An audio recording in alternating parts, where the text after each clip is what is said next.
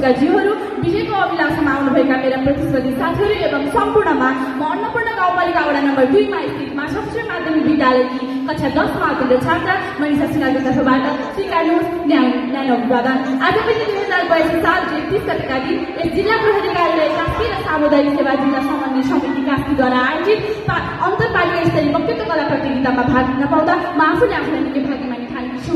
मेरो वक्तृत्वको शीर्षक रहेको छ लागु औषध नियन्त्रण र न्यूनीकरणमा विद्यार्थीको भूमिका। सभाध्यक्ष महोदय, सबैभन्दा पहिला हामीले बुझ्न जरुरी छ लागु औषध भनेको के हो त?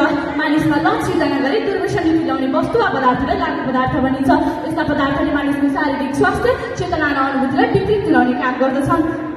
मानिसको केन्द्रीय स्नायु प्रणालीमा प्रभाव पार्नका साथै उसको भावना र सोचाइमा परिवर्तन ल्याउँछन्। लागु औषध नियन्त्रण ऐन 2033 का दफा 3 का अनुसार लागु औषध र लागु पदार्थ भनेर गाँजा, अफिम, कोकी, प्राकृतिक वा कृत्रिम लागु औषध, मनोविधक पदार्थहरू, नाइट्रोजन, नाइट्रोभ्याट, प्रोक्सिबोन, नोर्फिन, फेन्सिडिल जस्ता वस्तुहरूलाई भनिएको छ। लागु औषध प्रयोगकर्ता सर्वेक्षण 2076 का अनुसार फाँसीसँगको दबाव, मनोरञ्जनका लागि बढी उत्सुकता, खुसी हुन, मानसिक तनाव, पारिवारिक समस्या, डिप्रेसन, पढाइमा समस्या लगायतका कारणले दुर्व्यसनमा लागेको पाइएको छ। सभाध्यक्ष महोदय, नेपालको सन्दर्भमा 7 देखि 10 कक्षा पढ्दादेखि नै चुरोटको लतमा लागिसकेका र तिनीहरूले पछि गएर कडा लागु पदार्थ दुर्व्यसन गर्न बनेको पाइएको छ। यसका असरहरू निराशा, व्यक्तित्वमा गडबडी, सिजोफ्रेनिया भन्ने मानसिक रोग, क्यान्सर, मुटु रोग जस्ता अर्थोट मृत्युको मुखमा पर्ने रोगहरू रहेका छन्। नेपालमा 1,30,000 को हाराहारीमा कडा लागु पदार्थ दुर्व्यसनकर्ताहरू रहेका छन्, जसमा 15 देखि 21 वर्षको उमेरमा बढी दुर्व्यसनमा फँसेका र 7% महिला रहेको पाइएको छ। यसको वार्षिक वृद्धि दर 5.06% रहेको छ, जुन एकदम डरलाग्दो तथ्याङ्क हो। सभाध्यक्ष महोदय, नेपालमा दिन प्रतिदिन लागु औषधको प्रयोग बढ्दो क्रममा छ। यो समस्या विशेष गरी हामी जस्ता युवा पुस्ता र विद्यार्थी वर्गमा तीव्र गतिमा फैलिरहेको छ। अब यहाँ एक प्रश्न उठ्छ, हामी विद्यार्थीले के गर्न सक्छौँ त? के हामीले केही फरक पार्न सक्छौँ? मेरो उत्तर हो अवश्य सक्छौँ। पहिलो त हामी आफै सचेत पर्दछ। लागु औषधबाट टाढा रहनु नै पहिलो र ठुलो कदम हो। दोस्रो, हामी जागरण अभियान सञ्चालन गर्न सक्छौँ। हामी कविता, नाटक, गीत, पोस्टर प्रदर्शनी वा सामाजिक सञ्जाल मार्फत चेतनामूलक सन्देशहरू फैलाउन सक्छौँ। तेस्रो, हामी सामाजिक सञ्जालको सदुपयोग गर्न सक्छौँ। हामीले सामाजिक सञ्जाल शक्तिशाली माध्यम हो। हामीले त्यहाँ केवल ट्रेन्डिङ नाच गेमहरू मात्र नभई लागु औषध विरोधी सन्देशहरू फैलाउन सक्छौँ। चौथो, हामीले साथीलाई साथ दिनुपर्छ।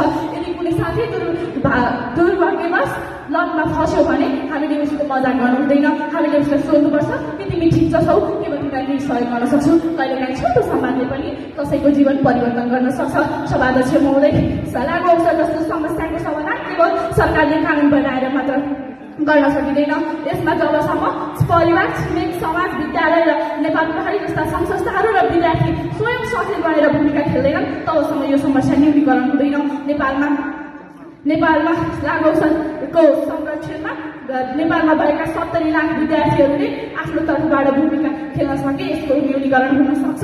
नेपालमा रहेका करिब 70 लाख विद्यार्थीहरू देशको समृद्धि, शान्ति र सामाजिक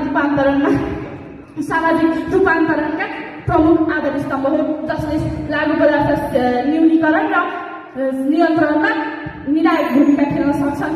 अन्त्यमा भन्नुपर्दा लागु औषध एक सामाजिक रोग हो जसमा सबै नियन्त्रण र न्यूनीकरणमा सबै नागरिकको भूमिका रहेको हुन्छ, तर विद्यार्थीहरूको भूमिका विशेष गरी महत्त्वपूर्ण र प्रभावशाली रहेको हुन्छ।